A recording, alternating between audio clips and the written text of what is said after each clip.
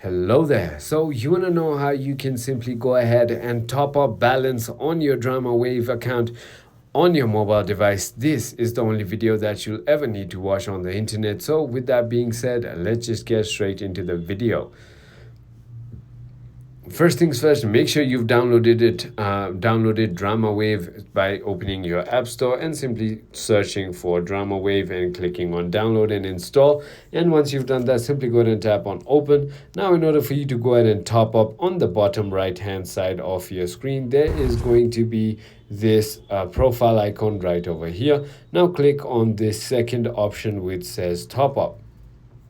As you can see, it's going to bring you to this page right over here. Now all you need to do is just select whatever you want to simply purchase and simply go ahead and double click to pay through your in-app purchases from your app store.